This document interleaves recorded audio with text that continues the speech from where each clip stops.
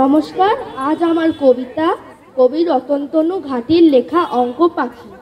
যতই অঙ্ক নিয়ে বসি মাথাটাতে করে 3টি, 2 থেকে 1 বাদ দিলে কেবল যে থেকে যায় 3। এই নিয়ে দাদা কত বকে, হাদারাম যোগকে বিয়োগ আমি যত মন দিয়ে কষি, মিলবে না অঙ্কের রোগ। 2 2 যোগ দিলে শুধু যোগফল হয়ে যায় 0। মা বলেন হাত দেখা তুম, থাকতেন যদি সেই কিরো। একে একে গুণ করে ফেলে কি করে যে হয়ে যায় 2। দিদিটাও হেসে হেসে বলে কিচ্ছুটি শিখলি না তুই। 4 4 ভাগ করে ফেলে ভাগফল পেয়ে যায় 4।